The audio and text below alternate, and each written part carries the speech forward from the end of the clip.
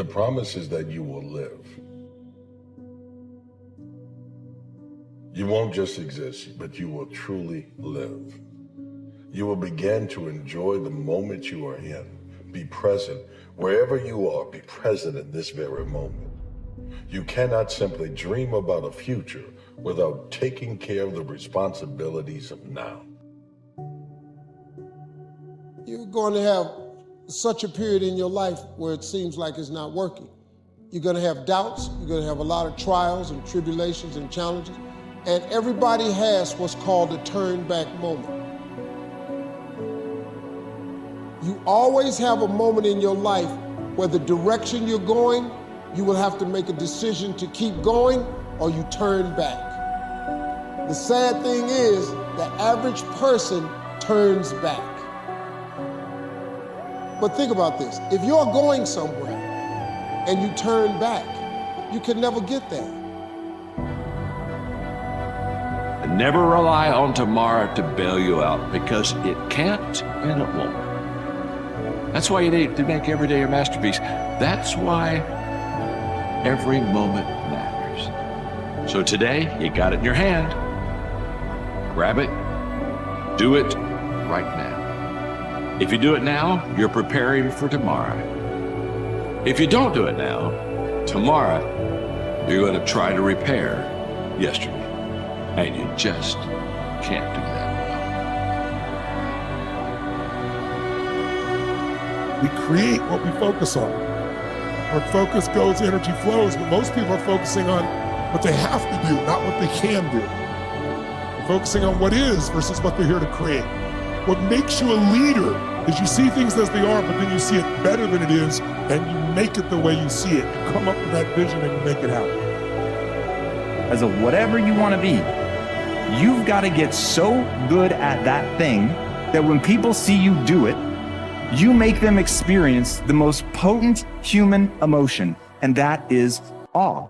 To get that good is a terrifying journey of self-discovery and confronting who you really are, because you cannot make change until you acknowledge where you're actually at.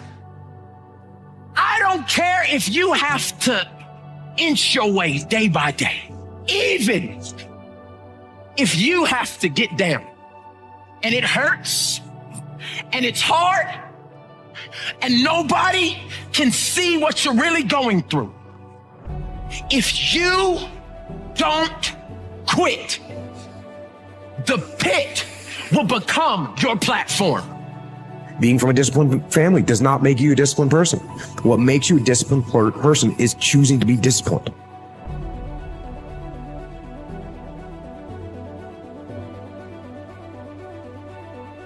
Your brain is the most powerful weapon in the world. If you can't control your own brain and your brain controls you, you're fucked. You got to tell your brain where you want to go and how you want to go and how you want to get there. You got to control it. If not, it's over. There's one side of pain that's the suffering and the discomfort side of pain, because that hurts. You remember what that felt like. But then there's another side of pain that's called effort. It's called glory. It's called, if you can find a way to push through pain, there's something greater on the other side of it. And if you never tap into it, it's because the first time you felt it, you backed off. A lot of people that are scared of their ability to do something that's difficult, they're scared of whether or not they, like, you see someone who's doing something that's really tough to do and you go, man, I don't know if I could do that. I don't know if I could force myself to be disciplined. I don't know if I could force myself to take that kind of action. Well, if you do force yourself to take that kind of action, you don't have that question anymore. That question, I don't know if I can do it. Well, you're doing it. So you obviously can do it. Can you do it tomorrow? We did it today.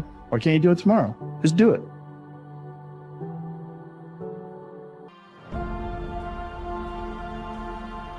Because when you live an easy life, your life is really hard. When you do hard things, your life becomes easy.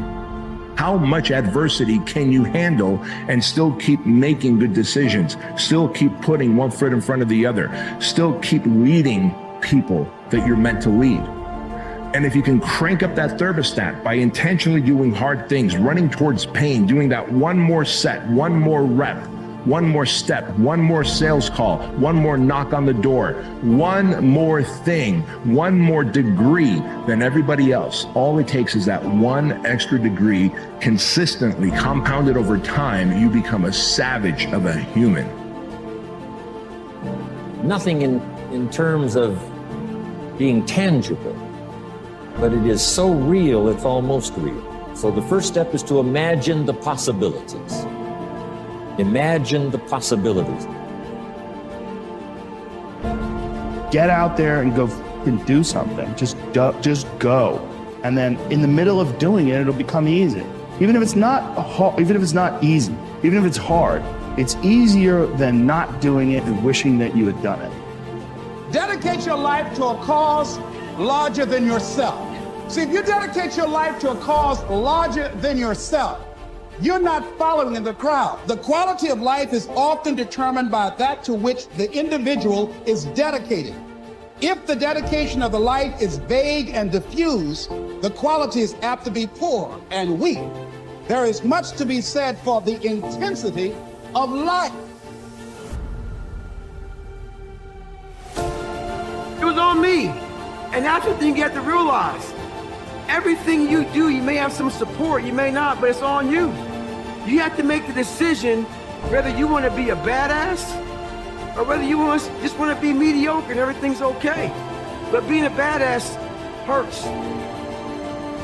Stop thinking so much about life. Life is made out of actions because it's not gonna fly around somewhere and by luck you're gonna grab it. You find something and give meaning to it, something you like to spend your time with, something that gives you purpose, then no need to wait for the sense of life to come.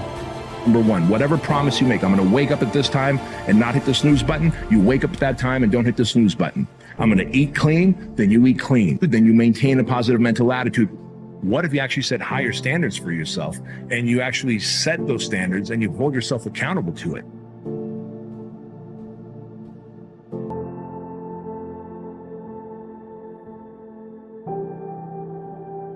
And they'll tell you, you did the best you could. No, they'll say that the deck was stacked against you. And they'll say it's not your fault. And they'll tell you it's okay to stop. It's okay to settle. It's okay to give up. And that is the instinct you need to fight. You need to push back, to smash into the ground. If you believe it, then you can achieve it. And the problem with that is they're leaving out the most important part of the equation. And that part is work, action, actually doing something. That's what you have to do to achieve anything. Yeah, you gotta believe it, but you better get the work done. But usually we react. We have pain, we have suffering, we react, and we react about get the out of here. It's those people who are able to control that feeling of flight and say, no, motherfucker, there's a way through this. It's gonna end. It's gonna end, but we don't know that. We don't think that. At that time, it's gonna last forever. It's the dream that spurs a person. It's not education. The dream spurs you to get an education. But the dream drives everybody. If you could not fail, what would you be if you just knew you couldn't fail and you could be it? You are not your past. You're you. You're you right now. Like the past you did, you might have done some things you wish you hadn't done. Don't dwell on that. You learn from it, that's fine, but don't dwell on it. Just keep moving. Keep moving. You know, use it as fuel. Say never again. You know, I get what I did wrong, but don't think that you're that person that made those mistakes. You're the person who's learned. You know, and to have that attitude is a really important thing.